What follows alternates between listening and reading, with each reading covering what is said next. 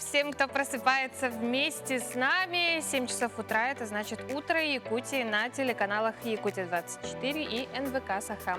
Катерина Винокурова, Павел Танин. Просыпаемся всю эту неделю вместе с вами. Да, и еще 2 дня впереди таких же. Сегодняшний мы не учитываем, потому что сегодняшний уже наступил вообще среда. Среда — это, многие говорят, маленькая пятница. Ну, будем надеяться, что да, пятничное настроение. Что будет настроение, да, пятничное. Да, и в середину недели у нас так бац, незаметно пролетит. И чтобы это случилось, чтобы помочь этому свершиться, мы, конечно, как обычно, подготовили много всего интересного. О чем сегодня будем говорить? Ну, во-первых, актуальная тема — QR-коды. Как получить, за что даются вот эти QR-коды вакцинированным, переболевшим людям и так далее. Поговорим о краеведах-энтузиастах, которые увлеченно изучают историю родного края. Да, также в нашей студии ожидаются гости. Мы поговорим о том, как воспитанники детского сада победили на международном конкурсе по кулинарии. Также поговорим, как научить ребенка иностранным языкам. Ну и все это еще в купе с нашими традиционными рубриками, которые также будут. И не забывайте о том, что можете принять участие в нашем эфире при помощи WhatsApp, отправить свое сообщение, поздравление, пожелание доброго утра. Все с удовольствием, с чувством, с толком, с расстановкой. Мы обязательно прочитаем, зачитаем. Номер, главное, запомните: 8 914 273 4488. Очень скоро в нашей студии ожидается первая гостья. Мы поговорим с ней о современном искусстве. Это художник Светлана Романова. Ну а пока о погоде. Сегодня в центральных районах в 6 часов утра температура воздуха составила 43-45 градусов. В заречной группе от 39 до 50, в южных 9-18 градусов мороза, в Вилюйской группе 37-43, в Нижнеленских 37-40, в западных 20-32 градуса. В Колымо-Индигирской от 35 до 55 градусов сегодня утром, в Янских 41-46 градусов мороза, на северо-западе 32-29. А также в Аймиконе сегодня температура воздуха опустилась до 58 градусов мороза. Температура воздуха в городе Якутске на 6 часов утра составила 39 градусов. Атмосферное давление 754 миллиметра ртутного столба.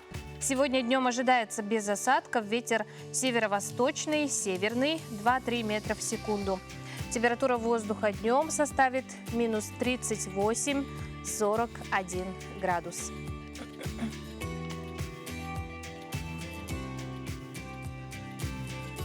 С одной стороны, конечно, температура все ниже и ниже опускается, с другой стороны, нужно учиться мыслить вообще позитивно, смотреть позитивно на эту ситуацию. Значит, зима в самом разгаре, а значит, скоро Новый год. Да, и значит, все на своих местах, так как надо. Да, и все города республики начинают постепенно готовиться к этому празднику, украшают улицы, появляются фигуры, но, тем не менее, не обходится без казусов. Так, например, в Алдане небольшой казус произошел. По соцсетям разлетелась фотография Снегурочки, вот мы ее видим на экране. Правда, похожа она больше на, как минимум, на ровесницу Деда Мороза, а не на его внучку. Да, некоторые ее сравнили с братком из лихих 90-х. Кое-кто усмотрел в ней схожесть с историческими персонажами или немолодыми артистами. Но есть и такие, кто встал на защиту автора снежной скульптуры. Так, например, пишут: художника всякий может обидеть, им по морозу сделали, они еще и недовольны, пишут в комментариях. А чему удивляться? В Алдане 2 дня тепло стояло, вот и тигр Утюза слегка обрюзг. Свеженький, красивший был, без доли юмора, предположила одна из жительниц Алдана. Но позже то ли автор среагировал на появившиеся комментарии, то ли работа была еще не доделана. За ночь главная Снегурочка города преобразилась немножко. Ну и тут не обошлось без бурных комментариев, как, например, макияж решает все, отличная реклама визажистам, или все мы с утра красавицы. Да, и вот смотря на этот случай, хочется вспомнить про историю с воронежской Аленкой, выражение лица которой тоже не нравилось горожанам. Кстати, после этого памятник Аленке в Воронеже продали на аукционе за 2,5 2,6 миллиона рублей. Да, очень жаль, что такую скульптуру на аукцион не выставишь. Потому что она как минимум растает. Вообще, вот я тоже свое сравнение добавил бы, да, возможно, просто эта Снегурочка в жизни видела некоторые события. Да, много повидала. Да. Много повидала, да. Да, ну а сейчас самое время оформлять свои дворы, квартиры, подъезды. И как раз вот для таких наших зрителей мы объявляем новогодний конкурс. Утро Якутии объявляет конкурс на лучшее новогоднее оформление по 3 номинациям. Это лучшее оформление частного двора, лучшее оформление многоквартирного дома или подъезда многоквартирного дома. Да, будем оценивать оригинальность идеи, художественную выразительность, использование технологий, возможно, какого-то освещения, иллюминации. Ну и, конечно же, самое главное в Новый год – это наличие новогодней рождественской атрибутики. Заявки на участие в нашем конкурсе принимаются до 22 декабря. Видео или ваши фотографии вы можете отправить на почту «Утро Якутии» @mail.ru с обязательным указанием автора и местоположения дома. Да, имена победителей мы озвучим в этой студии, находясь 24 декабря. И всех победителей обязательно ждут ценные призы. Да, давайте создавать новогоднее настроение вместе с нашей программой. Ну а мы рады Поговорить поговорить сегодня о с нашей художественных первой гостьей. образах и воплощениях. И вот как раз специалист визуала, скажем так, который не понаслышке знает, как должно визуально все красиво выглядеть. Художница Светлана Романова. Светлана, доброе утро. Доброе утро. Доброе утро. Да, вот мы поговорили только что об этой замечательной Снегурочке, в которой поучаствовали не только художники, но и, вероятно, визажисты профессиональные. Как вообще, как художник, относитесь к подобного рода творениям, и, ну и в том числе к любительским работам? Ну, народные промыслы, вообще народное творчество, да, я думаю, оно является каким-то неким индикатором культурно-социального положения вообще населения. А если говорить специфично об этой Снегурочке, я думаю, ну, это своего рода такой индикатор температурного положения в Алдане, как вы сказали, там потеплело. Это такая эфемерная скульптура, сделанная из натуральных материалов, так сказать. Сезонная. На нее очень могут повлиять, конечно же. Разные, вот как там про Конечно, тигра Наш говорилось. климат, да. Светлана, ну сегодня Международный день художника. Мы, во-первых, тебя поздравляем с этим праздником. Праздник не только вот для профессионалов, но и, согласись, для любителей живописи. Да? Ты не только рисуешь, мы знаем, но и занимаешься скульптурой. Расскажи об этом. Ну, начинала я как скульптор и как художник, так сказать. В основном использовала материалы как латексная краска и, в принципе, пыталась как бы рисовать краской на краске, так сказать. И скульптурой занималась, ну, гипс обычно был, да, и керамика. Но после, естественно, я перешла более к такому современному формату, как видео и инсталляции. Ну, можно это назвать современным искусством? Мне кажется, все является, на самом-то деле, из перечисленного современным искусством, но видео, оно такое более востребованное, я сказала бы, визуальный язык, он более знаком, как Вот, молодежь. кстати, можем на экране сейчас наблюдать работы. Одной из последних работ, какая была тобой сделана? Имеется в виду в плане видео или вообще? В плане современного искусства? В плане современного, да. В плане современного искусства последняя работа — это фильм «Кюсюрстада 9», который я также показывала в рамках резиденции Института Гёте, который также в сотрудничестве был с Национальным художественным музеем Якутии. Вот. Но этот фильм повествует о жизни оленеводов. Я жила с оленеводами ровно год. Это, получается, я поехала в поселение своей матери в Булунский улус и снимала их быт. Также оно повествует о жизни вообще в Булунском улусе с 30-х годов по нынешнее время. Такой исторический. Исторический, да. Ага, фильм. Ну, показы были, да, в Доме художника? В Доме художника, да. В течение месяца у нас были показы. У нас было 2 показа. так, как я упоминала, «Стадо» один из них. Ой, как красиво, мы как раз сейчас видим. Ага. Мгм. И первый фильм был «Места обитания Рустама». Это фильм про молодежь Якутии, того, как расти в урбанистической Якутии, да, получается. И также в течение резиденции, в рамках резиденции, получается, мы делали воркшопы. Я работала с 3 школами. То есть Арктический регион как раз-таки представлял население Кусюр, Амгинский, Балагурская школа и Якутская городская национальная гимназия. Школьникам было дано задание сделать, получается, визуальное эссе, так сказать, визуальный дневник, и рассказать, фактически, показать фактические реалии того, каково это расти в Якутии. И насколько хорошо справились с поставкой? Я думаю, форматы были очень разные. Допустим, кто-то выбрал блогерский стиль, кто-то выбрал очень такой артистичный артхаус стиль, кто-то выбрал такой даже ближе по духу к НВК, я бы сказала, такой, знаете, типично узнаваемый якутское телевидение стиль, да. Новостной, вероятно, был? А? Новостной стиль, может быть? Да, даже новостной, я бы сказала, Ага. да. А будут ли еще подобные такие мероприятия? Да, этот проект я запускаю, у меня есть сайт Visual Stories Якутия, и он открыт всему населению. А цель проекта — это создать такую визуальную картографию Якутии, где само население сможет участвовать именно в создании контента, то есть не становиться, то есть есть 2 разные вещи: быть частью контента и делать сам контент. И через такую ответственную работу, так сказать, я хочу, чтобы население приняло участие и как-то, не знаю, положило руки. Подключилось. Да, этой к созданию истории. визуальной истории. То есть любой Долгосрочный желающий проект. может... Абсолютно любой желающий может. На сайте есть также указания, там есть некоторые ключевые моменты, которые нужно. Да, но в течение раз в месяц мы будем обновлять страницу. Это будет выглядеть буквально как карта республики, и можно будет нажать на любой, скажем, населенный пункт и посмотреть все видео. Ну, я думаю, имеет смысл еще рассказать, где можно все это прочитать, посмотреть, принять участие. Присоединиться. Да, это сайт visualstoriesyakutia.com. Светлана, спасибо большое, что Спасибо пришла в эту большое. студию, рассказала нам, показала нам много красивого нашим зрителям. Поздравляем еще раз с Днем Спасибо художника тебя. Ну, желаем успехов. Надеемся, Да. что вот эта история вся со сбором такой видеокартографии, скажем так, она удастся и получится так, как задумывалось. С Спасибо праздником большое. творчества и вдохновения, Свет. Спасибо. Ну, а мы уже сказали, что День художника сегодня отмечается. Какими еще событиями 8 декабря, которое сегодня на календаре, отметилось в истории человечества, узнаем прямо сейчас.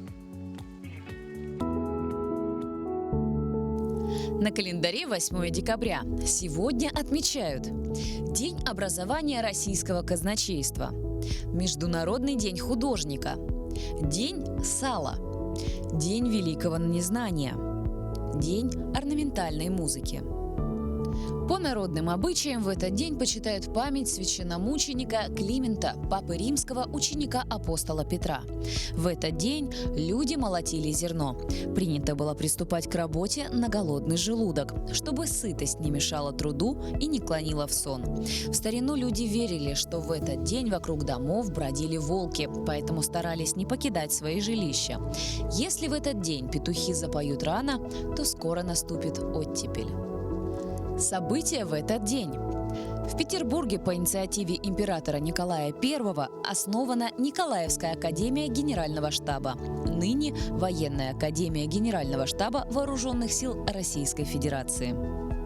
В США запатентован коаксиальный электрический кабель. Утвержден флаг Евросоюза. В Беловежской пуще было подписано Беловежское соглашение о создании СНГ и прекращении существования СССР. В этот день вышел указ президента Российской Федерации о создании федерального казначейства. В Москве произошло подписание договора о создании союзного государства России и Белоруссии. В этот день родились Мария Стюарт, королева Шотландии, Александр Адоевский, русский князь, поэт-декабрист, писатель. Эмиль Рено, французский изобретатель, художник и популяризатор науки, предтеча мультипликации. Анатолий Дуров, русский клоун и дрессировщик, основатель знаменитой цирковой династии. Владимир Шаталов, советский космонавт, генерал-лейтенант авиации, дважды Герой Советского Союза. Клара Румянова, советская и российская актриса театра, кино и радио, заслуженная артистка РСФСР.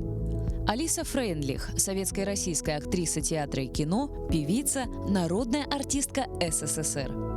Джим Моррисон, американский поэт и певец, лидер и вокалист группы The Doors. Евгений Стеблов, советский и российский актер театра и кино, народный артист России. Ким Бессинджер, американская актриса и модель, лауреат премии «Оскар». Марина Голуб, советская и российская актриса театра и кино, телеведущая, заслуженная артистка России. В Якутии в этот день родился Федор Кузьмич Попов, участник Великой Отечественной войны, первый герой Советского Союза из Якутии. Именины сегодня отмечают Ярослав, Ян, Серафим, Семен, Петр, Павел, Николай, Кузьма, Клим, Илларион, Иван, Григорий, Виктор, Василий, Андрей, Александр, Магдалина.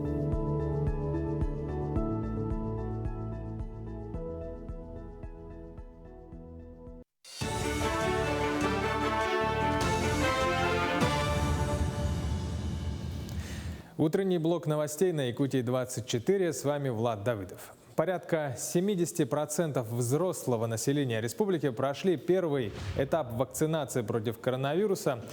Таким образом, по данным на сегодня, в Якутии первый компонент вакцины получили 68% взрослых жителей. В Якутске 72%, говорится в сообщении оперативного штаба. Среди лидеров по вакцинации Аллаиховский, Момский и Колымский районы. Самые низкие темпы в Мирнинском, Алекминском, Горном Намском, Чурапчинском районах. Качество ранней диагностики рака растет в Якутии. За 10 месяцев текущего года доля злокачественных новообразований, выявленных в республике на ранних стадиях, составляет 44%. Это почти на 3% выше, чем за аналогичный период прошлого года. Чтобы выявить заболевания на ранней стадии, проводят ряд мероприятий. Это прием пациентов без направления в онкодиспансере, акцию «Прием врача-онколога в выходные дни», выезды мультидисциплинарных бригад в районы, работа кабинетов онкоскрининга, а также проект «Онкопоиск». Приложением «Онкопоиск Саха.РФ» воспользовались уже порядка 11 тысяч человек. В столичном микрорайоне Северный запустили газовую магистраль. Бригады Саха-Транснефтегаза приступили к активной социальной газификации этого микрорайона. Напомним, осенью в республике начала действовать объявленная Владимиром Путиным программа социальной газификации. Она предусматривает бесплатное подведение газа до земельного участка. Региональным оператором назначено предприятие «Саха-Транснефтегаз». На сегодняшний день от населения Якутии поступило свыше 2000 заявок, из них 900 от жителей столицы. Между заявителями и предприятием заключено свыше 300 договоров. Социальная газификация началась с микрорайона Северный, откуда поступило 55 заявлений, из них 14 соответствуют всем критериям отбора. Это, во-первых, земельный участок, оформленный в собственность. Жилое строение, оформленная собственность. Также в данном микрорайоне должна находиться газораспределительная сеть. Да? Также заявитель должен представить ситуационный план и расчет, часовой расчет газа. Вот. Это все. Подача заявки доступна на нашем сайте aostng.ru, где есть раздел «Социальная газификация». Вы ее сразу все увидите. Она выделена таким ярко-желтым цветом. Айсен Николаев пригласил голливудского актера и известного экоактивиста Леонардо Ди Каприо на Всемирный саммит по проблемам вечной мерзлоты, который пройдет в республике в 2023 году. Глава Якутии добавил, что голливудский актер неравнодушен к проблемам сохранения разных видов животных и что его беспокоит изменение климата на планете. По мнению Айсена Николаева, такие вопросы должны решаться всем человечеством. Ранее он заявлял, что Всемирный саммит 2023 года в Якутске должен стать важным событием в укреплении международного сотрудничества по климатическим вопросам, в первую очередь по вопросам противодействия последствиям деградации криолитозоны. Киноработа «Нучча» якутского режиссера Владимира Мункуева вошла в список лучших российских авторских фильмов года по версии Афиши. Напомним, в основу фильма лег рассказ польского этнографа Вацлава Сирашевского «Хайлак». Свое первое признание фильм получил еще на этапе завершения, когда на фестивале «Темные ночи» в Таллине он стал победителем. Также у картины премия за режиссуру Российского кинофестиваля «Кинотавр» и гран-при программы «К востоку от запада» кинофестиваля в Карловых Варах. Ранее стало известно, что Нуччи получил дату проката. Фильм стартует в кинотеатрах 7 апреля.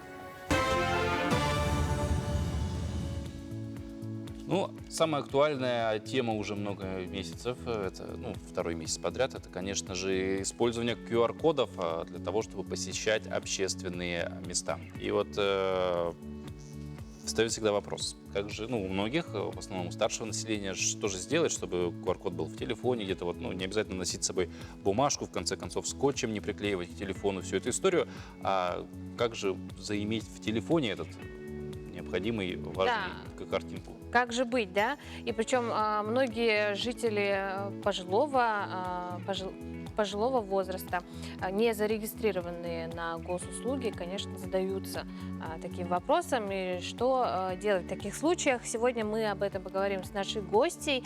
Это аналитик Центра «Мои документы» Моника Давыдова. Моника, доброе утро. Доброе утро. Очень рада видеть вас в нашей студии. Начнем с базиса, да, за что вообще QR-код можно получить?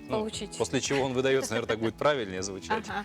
А QR-код получают в двух случаях. Это если человек прошел полный цикл вакцинирования, то есть получил финальный компонент вакцины, и в случае, если человек переболел коронавирусной инфекцией. Ну и про сроки тоже имеется в виду сказать, сколько действует это? Срок в первом случае, если человек вакцинировался полностью, срок составляет 1 год, да, то есть через год нужно будет перевакцинироваться и, соответственно, получить новый QR-код.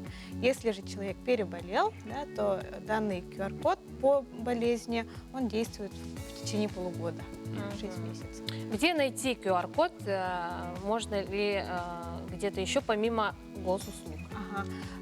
Тут сразу отвечу, что нет, да, потому что госуслуги, они связаны с медицинскими учреждениями, где человек либо проходил лечение, либо получал вакцинирование. То есть человек должен быть зарегистрированным на портале госуслуг обязательно и, конечно же, иметь подтвержденную учетную запись.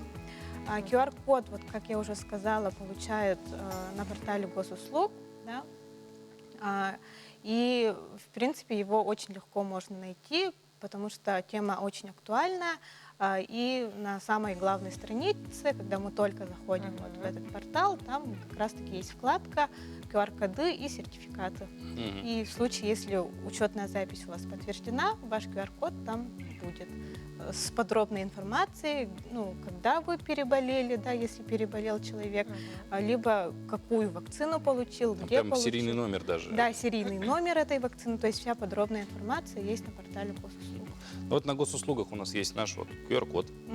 Что сделать, чтобы сохранить его, чтобы он был на устройстве Чтобы нашем? показывать его, да? Каждый раз не проходить процедуру Да, сейчас входа в в систему. общественных местах обязательно через QR-код мы проходим, да. В этом случае можно сохранить свой QR-код в формате PDF из портала госуслуг, либо можно очень по-простому сделать скриншот, сохранить фотогалерею свою, да. Некоторые даже сохраняют себе на заставку телефона, да, чтобы сразу под рукой было показывать. Либо также есть сервис covidwallet.ru, да, где можно сохранить этот QR-код в виртуальном кошельке своем. То есть, когда вы расплачиваетесь телефоном в магазинах, да, вы наверняка знаете. Да, там в том числе с картой хранится да, и вместе QR-код. все хранится. Как долго действует QR-код? Мы знаем, да, что недавно какие-то изменения произошли. Да, эти изменения касаются срока действия ПЦР-тестов. То есть у нас есть категория граждан, которые не могут в связи со здоровьем, да, получить вакцину. В этом случае человек получает медотвод в своем лечебном заведении, да, от своего врача лечащего, и при этом также предоставляет ПЦР-тест, который сейчас действует 48 часов, до этого было 72 часа. Да, то есть сейчас прошло такое уменьшение этих сроков, 48 часов ПЦР-тест действует. Но имеют ли невакцинированные люди QR-код? Нет. Только в случае, если переболел. Только в случае, если переболел, либо вакцинировался. Еще такой интересный вопрос, как госуслуги, портал, мы многие многие в нем уже зарегистрированы. А как иностранцу получить QR-код? Вот въехал он в страну. Да, иностранцы также проходят процедуру, да, регистрации на госуслугах, то есть иностранец по приезду, да, там, ну, регистрируется, где он вот будет пребывать, да, и также он должен получить СНИЛС, да, и по номеру СНИЛСа регистрируется на портале госуслуг. То есть процедура абсолютно одинаковая. И также вот получают вакцину и свой QR-код получают. И также я хотела упомянуть, что не у всех наших граждан есть возможность сохранить QR-код, ну, на свой телефон, да, то есть телефон может это все не поддерживать, да, и в этом случае также QR-коды можно получить в офисах Центра «Мои документы». Ну, в распечатанном В виде. распечатанном виде, но упомяну, что это только сам QR-код, да, то есть там сведения о том, что где, когда получил вот эту вакцину, нету, только QR-код, тут сама картинка получается. Ну, в принципе, человеку то только сам QR-код и по большей части Требуется. нужен. Да. Ну, в любом случае, мы приходим к выводу, что все дороги ведут на госуслуги. Да, верно. Что ж, Моника, огромное вам спасибо за ваши рекомендации, за разговор этим утром. Отличного Спасибо вам дня. Ну, а мы от будничных тем перейдем к более духовному и так далее. Так, например, в Ленске при воскресной школе вот уже много лет работает театр «Воскресенье». С тех пор, как он открылся, было поставлено немало пьес, и все они большой успех у зрителя имели. Да, в прошлом году одна из них получила похвалы от самого архиепископа Якутского и Ленского Романа. Воодушевленные признанием актеры стали ставить новые, более сложные пьесы. В эти выходные состоялась премьера одной из них. Репетиции пьесы «Жизнь как подвиг» об Александре Невском длились около 4 месяцев. Актеры для спектакля набирались руководителем театра индивидуально, учитывая особенности личности подлинного героя. Так и получилось, что все из них писали свою роль безукоризненно. Каким был путь? Путь был долгим, но интересным. Мы заезжали в Сарай-Бату, были у хана Батыя в Золотой Орде, видели земли твоей империи. Поистине, велика и могуча твоя держава.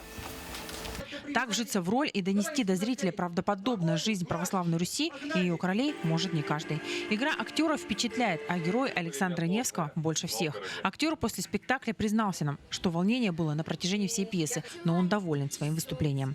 Очень волновался. Я все-таки не профессионал. Непрофессиональная деятельность у меня актерства. Хотя к актерству испытывал некоторую симпатию. И тут, волей судьбы, я приехал в Центр православной культуры по заданию, по работе. А на меня посмотрели и говорят: да ты же Александр Невский, давай с нами выступишь. Я подумал, а что бы и нет. По сути, бесплатные такие курсы актерского мастерства получил. Еще и практику живую. Очень рад, очень доволен, что поучаствовал в этом. Большую роль в спектакле сыграли и второстепенные герои. Благодаря им пьеса приобрела особые краски. Некоторые актеры во время спектакля играли несколько ролей, успевая перевоплощаться прямо на глазах. Все 3 роли, которые исполнял, каждая из них имеет свой образ, свой характер. Поэтому, думаю, все удалось. «Жизнь как подвиг» в день премьеры имела успех среди зрителей. Никто не остался равнодушным.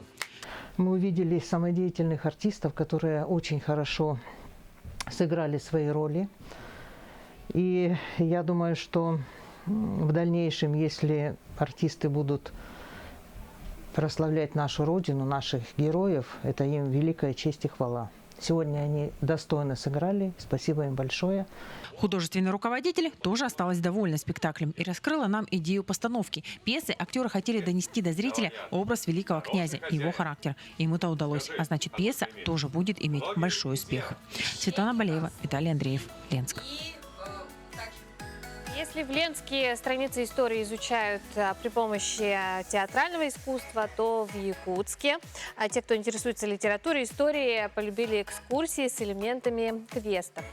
Да, и на самом деле формат очень интересный, на мой взгляд, очень. Я прям хочу в этом поучаствовать. Сегодня никак ноги не доходят, и руки тоже. Тем не менее, прямо сейчас воочию узнаем, как же все это выглядит, чем же интересен этот, в том числе, формат. И по историческим местам Якутска прошлась наша коллега Ирина Григорьева. Звук валдайского колокольчика, когда-то очень давным-давно он раздавался вот в наших якутских степях. Работник музея Светлана Иванова перелистывает страницы истории родного села.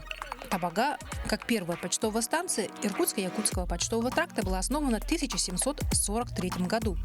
Именно здесь более 2,5 веков несли службу государевы ямщики. Иркутско-Якутский тракт протяженностью более 2000 километров действовал круглый год, а зимой путь прокладывался по льду реки. По нему ежегодно ездили тысячи людей. Одни по государственным делам, другие по делам торговли и промысла. Тут указано, что по этому тракту проходили декабристы, буржуазные демократы, то есть присутствовали, проезжал Чернышевский, Короленко, Пекарский, Ионов. Многие из них оставили потомкам особый след, свои воспоминания. В 1854 году писатель Иван Гончаров, автор Обломова, возвращался из кругосветного плавания на фрегате «Паллада» через Якутск и был впечатлен суровым северным краем. Пока я ехал по городу, на меня из окон выглядывали ласковые лица, а из-под ворот сердитые собаки. Вот гостиный двор, довольно пространный, вот и единственный каменный дом, занимаемый земским судом. Я ехал мимо старинной, полуразрушенной деревянной стены и нескольких башен. Хотя уже в художественной литературе XIX века уже звучала тема Якутии, надо отдать должное великому русскому писателю Ивану Александровичу Гончарову, который изложил свои впечатления о Якутии в своих путевых заметках. Понятно, что он был здесь не ссылки, он возвращался из кругосветного путешествия, поэтому он ехал домой, в Петербург, у него было совсем другое настроение, он знал, что его никто не заставит тут сидеть годы и годы, но этот человек, как никто, и прошли десятки лет, и, наверное, никто так не написал, пока не приехал, допустим, Евтушенко. Математик по образованию Лада Евсеева часами может рассказывать о писателях, в чьих произведениях упоминается Якутия.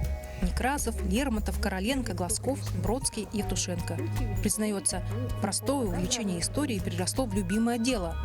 Вот уже несколько лет Лада проводит пеший тур с элементами квеста по историческим местам города Якутска. Кто из якутян переписывался со знаменитыми писателями? Кто из великих русских поэтов воспевал Якутию в своих стихах? А кто из сильных декабристов называл Якутск скучным краем? Пешие прогулки с Ладой Евсеевой – это всегда познавательно и интересно. Появилась целая группа, как мы их называем, прогульщиков. Это любители как раз исторических прогулок, которые приходят на все новые прогулки. Собственно, ты для них все и делаешь, да? И оказывается, тут гулять не перегулять. По тропам памяти энтузиасты проводят пешие прогулки по 10 направлениям. От Острога до университета, маршрут «Живая бронза», геологическая прогулка, тюрьма и ссылка, ангелы и милосердие и музыкальная экскурсия о театральных деятелях. Каждый маршрут Лада Евсеева вместе с историком-краеведом, соавтором прогулок Виктором Борисовым продумав до мелочей. Недавно они выиграли грант Фонда культурных инициатив и сейчас разрабатывают новый променад-прогулкой с иммерсивными спектаклями. Сразу, как изначально этот проект появился, исторических прогулок, да, мы его назвали «Квест-экскурсии». То есть я говорю, что мы всегда предупреждаем: ребят, это не монолог. Мы не будем сейчас говорить: посмотрите налево, посмотрите направо. Мы всегда задаем вопросы. Авторы проекта признаются, даже старожилы Якутска открывают свой город с новой, с неизведанной стороны. Экскурсии посещают в основном горожане среднего возраста. Иногда приходят семейные пары, но молодежи пока мало. Авторы проекта не отчаиваются. Своим энтузиазмом и энергией они разжигают интерес и побуждают слушателей уже самим искать ответы в книгах и энциклопедиях. Ирина Григорьева, Григорий Николаев, Табага, Якутск.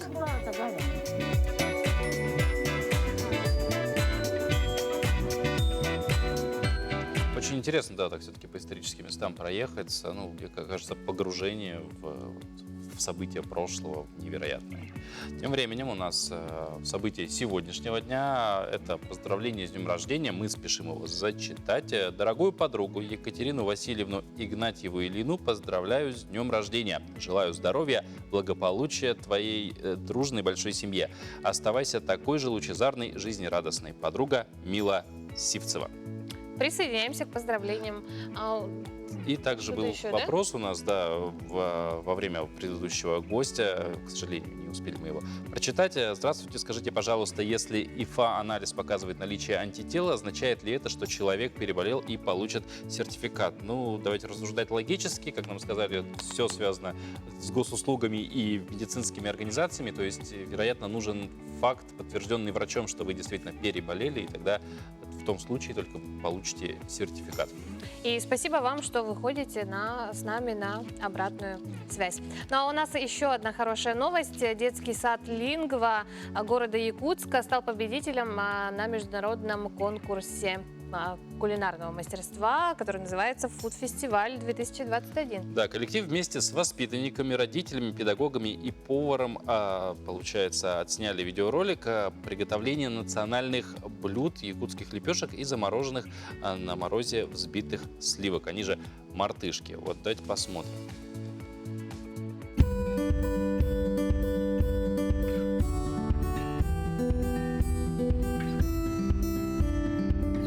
We send warm greetings from Republic of Sakha-Yakutia. We are students of kindergarten Lingua. My name is Maxim. My name is Yana. My name is Arina. My name is Sofia. And now we will make a New Year's Yakut national dish, Yakut flatbread with dessert kyrchach. And our lovely chef, Natalia Viktorovna, will help us in this process. So, and now we need Water, salt, eggs, flour, sour cream. We have just added all ingredients and now stir it and get this mixture. When we take our dough and knead it. After, we make a little balls and form flatbreads. Then, grease with an egg and make deep holes. Finally, we put our flatbreads into our oven. Yakut flatbread is a traditional Yakut bread. Yakut flatbread is usually served with a traditional Yakut milk delicacy, kyrchach. And also we will need... We take cream and sugar. Berry. Kyrchach is a whipped mass of heavy cream with sugar and berries. It is often served for breakfast instead of butter for bread, flatbread. But martishki, they are also Yakut ice cream, are served on a festive New Year's table. Martishki are prepared very simply. Spread the kyrchach with a tablespoon in the form of small cakes on a baking sheet and freeze it. Hello, my name is Roma. We don't need a refrigerator. We have natural refrigerator outside. Санатюнан, с Новым годом! Happy New Year! Enjoy your meal! Вот о победе в конкурсе, о том вообще, как научить с ранних лет ребенка разговаривать на иностранном, ну, может быть, не только на иностранном, на втором родном, ну, как минимум в республике 2 государственных языка присутствует, как вот развивать лингвистические данные ребенка. Об этом поговорим прямо сейчас с нашими гостями. Это заведующая школьным отделением детского сада «Лингва» Ксения Щелканова и педагог дополнительного образования по английскому языку Настасья Колесова. Доброе утро. Доброе утро. Здравствуйте. Вот. Ксения, расскажите, каким языкам вы обучаете? Ну, во-первых, я хотела бы начать, что наш детский сад «Лингва», он является структурным подразделением Центра отдыха и оздоровления детей «Сосновый Бор», о котором, наверное, слышали многие наши телезрители. И мы открылись в 2016 году при поддержке Министерства образования и науки. Миссию нашего детского сада мы видим в воспитании любознательных, самостоятельных, здоровых, открытых миру граждан, которые обогащали бы его своей культурой и были способны отвечать современным вызовам времени. И особенность нашего детского сада – это то, что мы входим в сеть полилингвальных детских образовательных дошкольных образовательных организаций Якутии и прививаем интерес овладения английским, русским и якутскими языками с раннего дошкольного возраста. Ну вот смотрите, в принципе, Существуют разные методики изучения языков. Какими методиками пользуются ваши работники для изучения языков? И что наиболее эффективным оказалось в дошкольном образовании? Ну вот помимо программ, да, по федеральному государственному образовательному стандарту, это «Радуга» и базисной национальной программы якутских детских садов «Тосхол», уникальность нашего детского сада – это то, что мы внедряем программу начального образования международного бакалавриата. Да? Эта программа называется Primary Years Program, или сокращенно PYP. Но если вкратце говорить об этой программе, да, она состоит, включает в себя 6 предметных областей. Это языки, как я уже сказала, русский, якутский, английский, математика, естествознание, социальные науки, искусство, физическая культура. Да, и вот эти все предметы направлены на развитие в ребенка критического мышления, на развитие его индивидуальной траектории развития, да, и того качества, который так необходим в современном мире, чтобы человек был успешен, это умение учиться на протяжении всей жизни. И еще, если добавить об этой программе, то основу, да, важнейшую основу этой программы составляет исследование, да, то есть развитие в детях, в наших детках исследовательских навыков. И наш детский сад является такой своеобразной исследовательской площадкой. Дети на протяжении года проводят большие исследования на 4 темы. То есть они сами формулируют, ставят проблемы, да, формулируют к ним вопросы, собирают информацию, делают выводы. То есть ребенок стоит во главе исследования, он является инициатором. То есть стимулируется вот это вот самообразование, тяга к самообразованию, да, и исследовательская жилка. Да, воспитатель и педагог, он является только вот тем сопровождающим на его пути, который делает ребенок, свои открытия какие-то. Но вот говоря про иностранные языки, насколько знаем, не только языки изучаются, приобщаются в вашем детском саду и к культуре народов, которые проживают на территории Якутии. Часто участвуете в различных конкурсах подобной тематики, в том числе вот конкурс Food Festival. В котором победили, да? Расскажите об этом. Да, мы вот достаточно часто участвуем в различных конкурсах, городских, республиканских и международных. Вот тот ролик, который мы посмотрели, это проводила Ассоциация школ международного бакалавриата стран России, школ России и стран СНГ, да? И я хотела бы подчеркнуть, что мы тоже входим в эту ассоциацию, а в эту ассоциацию входят такие сильнейшие школы, как Московская экономическая школа, лицей Широкотцы в Армении, да, гимназии Калининграда и многие другие сильнейшие школы. И мы уже вот можем заметить, что благодаря, да, внедрению международных методик, технологий, да, наши дети стали более, с активной жизненной позицией, да, более познавательные навыки у них развиваются. И вот в этом конкурсе мы победили. Так, мы сейчас, дорогие гости, прервемся, небольшую паузу, после продолжим и еще поговорим про изучение языков в дошкольном возрасте, насколько это, опять же, полезно для развития ребенка. Оставайтесь с нами, буквально через пару минут вернемся. Будет полезно и интересно. Утро Якутии, телеканал НВК Саха, Якутия-24. Перед нашей паузой мы начали интересную тему изучения английских, иностранных языков, второго родного языка в дошкольном возрасте. Продолжаем эту тему. У нас в гостях, я напомню, заведующая школьным отделением детского сада «Лингва» Ксения Щелканова и педагог дополнительного образования по английскому языку Анастасия Колесова. Вот как раз вопрос к вам. Да, Анастасия, что бы вы посоветовали, да, родителям, которые хотят, чтобы их дети как можно раньше овладели иностранными языками? Спасибо за вопрос. Нужно чаще проводить время со своим ребенком и уделять время своему ребенку. Например, вы можете общаться на какие-то обиходные темы. К примеру, если каждый день повторять фразы, там, let's go, hello, thank you, help me, why not, да, то это все закрепляется в памяти ребенка автоматически, да. Но не нужно бояться доверить своего ребенка профессионалам своего дела, потому что преподаватели иностранных языков учитывают прежде всего тот факт, что дети в этом возрасте без проблем и легко воспроизводят любые звуки и быстро выговаривают слова, учатся новым словам.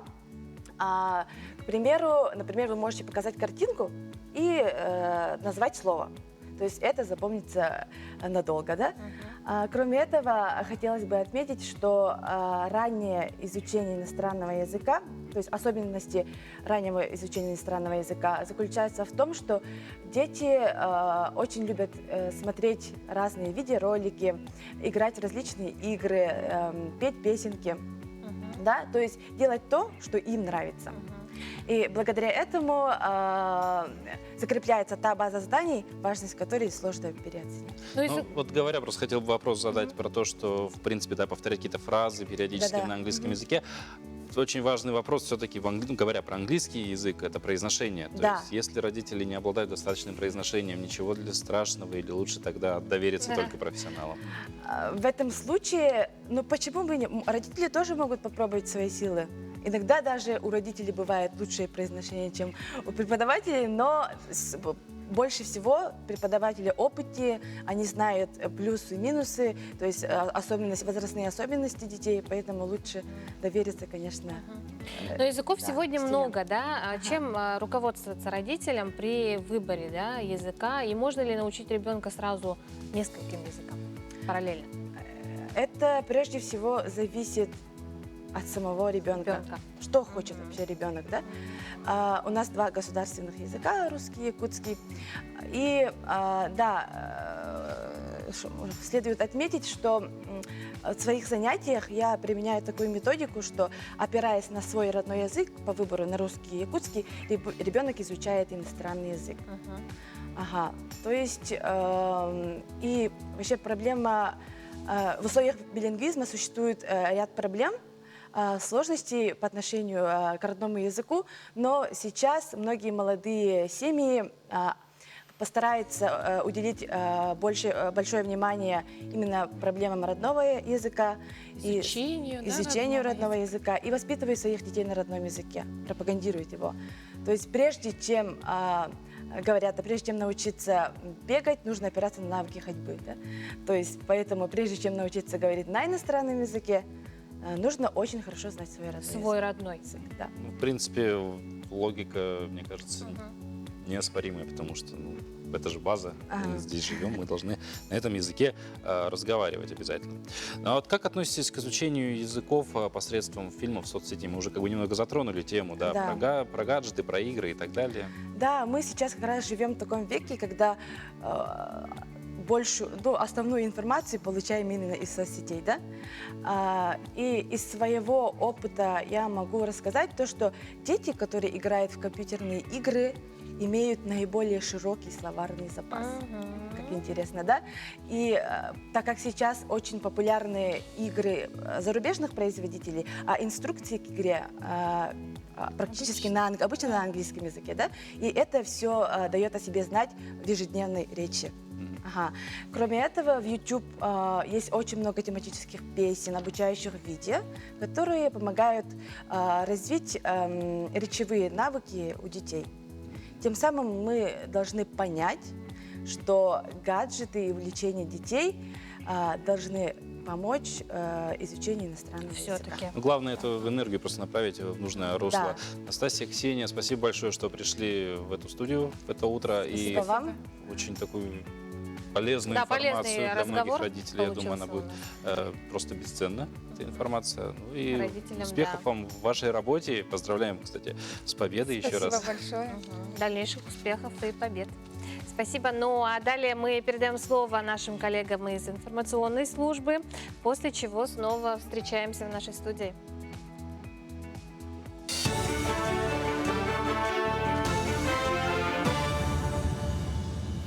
Утренний блок новостей на Якутии-24, в студии Влад Давыдов. К 100-летнему юбилею Якутии в городах и селах республики будет введено 100 значимых объектов. Строительство ведется за счет средств федерального и республиканского бюджетов. По информации Минстроя региона введено 76 объектов, до конца года планируется ввести еще 11. В следующем году завершится строительство оставшихся 13 объектов образования, спорта и социальной инфраструктуры. Среди крупных действующих объектов здравоохранения, к примеру, перинатальный центр в столице, в первую очередь Якутского республиканского онкологического диспансера, детский туберкулезный санаторий. Также введены в строй Республиканский лицей-интернат в Якутске, Международная арктическая школа, современные школы и детские сады в столице и районах республики, многие другие объекты. Волонтером-медиком может стать каждый, вне зависимости от возраста, места работы и учебы. На сегодняшний день количество активистов в региональном отделении выросло до 1100 человек. Сам Республиканский корпус волонтеров начал свою активную деятельность весной прошлого года. Добровольцы помогают пожилым и маломобильным гражданам в период пандемии. Напомним, что волонтеры-медики якутского отделения стали победителями всероссийского конкурса «Лучшее региональное отделение» в этом году. В активистах движения студенты СВФУ, Якутского медколледжа и добровольцы. Отметим, филиалы волонтеров-медиков действуют в 9 районах республики. Наше отделение, Якутское региональное отделение, было открыто в 2017 году, и мы с этого момента начали активную работу в нашей республике и проводили огромное количество мероприятий профилактических, в том числе для нашего населения, чтобы профилактировать инфекционные и неинфекционные заболевания. Также мы проводим акции всероссийские, например, какие как акции против ВИЧ-СПИД, акция «Оберегая сердца» ко Всемирному дню сердца, и проводим итоговые мероприятия для наших школьников. В рамках предстоящего празднования столетия образования якутской автономии в музее имени Ярославского в Якутске с января этого года каждый район выставляет свою экспозицию. А Имяконский район представил экспозиции с 3 музеев Улуса. К примеру, от Уснерского краеведческого музея отправляется 87 экспонатов. Время чудес. Новогоднюю акцию с таким названием запустил Центр «Мои документы» совместно с Почтой России, Технопарком, а также Агентством развития туризма и территориального маркетинга. Каждый горожанин может поздравить своих родных и близких не в соцсетях, как обычно, а старым способом, написав новогоднее послание в открытке. Дизайн открыток – это 5 фотографий блогера Натальи Конешниковой, и каждая из них рассказывает о Якутии. Акция бесплатная. Заполнить открытку и поместить ее в почтовый ящик можно в центрах «Мои документы», а также в самом технопарке. Акцию проводят впервые, но организаторы уверены, что она понравится горожанам и станет традиционной. Цель акции, она родилась так внезапно. Мы просто подумали, что в период пандемии, мы уже 2 года живем, работаем в таких условиях, стали чуточку меньше общаться друг с другом. И было бы хорошо предоставить нашим заявителям возможность отправить добрую весточку своим близким и родным. Это очень приятно, на наш взгляд, получить такую весточку, особенно тем, кто давно это не делал, и возродить эту добрую старую традицию. Акция «Время чудес» у нас началась вчера, 6 декабря, и наши заявители в окнах уже подписывают эти открыточки и кладут в почтовый ящик. К этому часу это все новости. Слово передаю своим коллегам.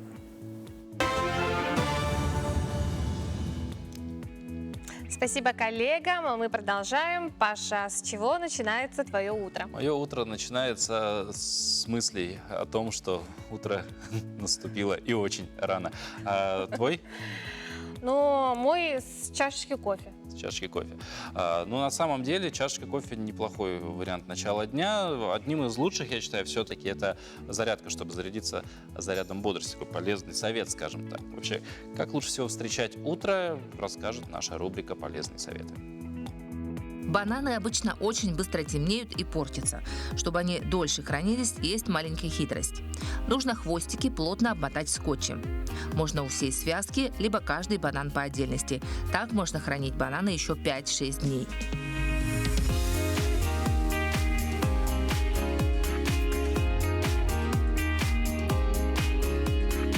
Чтобы разрезанный лимон не обветривался и не засыхал в холодильнике, в зубочистку втыкаем корешок, а затем в остаток лимона. Так края лимона не подсохнут, и он будет храниться в холодильнике дольше. Еще один совет – как рачительно использовать воду, где варились яйца. Такая вода содержит кальций и будет очень полезна для комнатных растений. Жидкость остужаем и только потом поливаем цветы.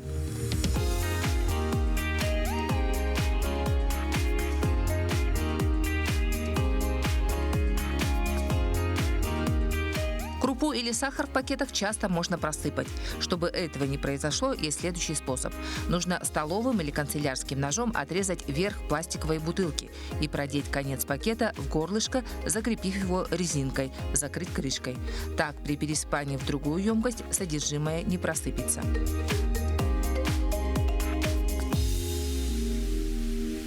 Случается, что одежда плохо держится на плечиках, соскальзывает и все время падает. В таких случаях воспользуйтесь канцелярской резинкой, которой нужно обмотать плечики с обеих сторон. Одежда, если это даже тонкая шелковая блузка, соскальзывать не будет. А знаете ли вы, что остаток обыкновенного туалетного мыла заменит дорогостоящее средство для чистки стекол и зеркал? Натираем обмылком зеркало и наводим блеск сухой тряпкой. Зеркало не только очистится, но и не будет запотевать, если оно находится в ванной. Такой же способ эффективен для очков, особенно до выхода на улицу в холодную погоду. Пользуясь нашими советами, вы сэкономите не только время, но и избежите лишних трат. В это доброе зимнее утро отправляется поздравление с днем рождения Федоровой Алине. Поздравляю ее с маленьким юбилеем, десятилетием, дальнейшей успешной учебы. Всегда слушайся маму, будь помощницей братику, будь счастлива. Поздравляет тебя бабушка Ида Николаевна, дед Егор Васильевич, Самги, бабушка Татьяна Ивановна, дед Владимир Савич. Мы присоединяемся к поздравлениям и на этой позитивной ноте прощаемся с вами до завтрашнего утра. Среда наступила, середина недели, еще 2 дня и Хорошего выходные. вам настроения, до завтра.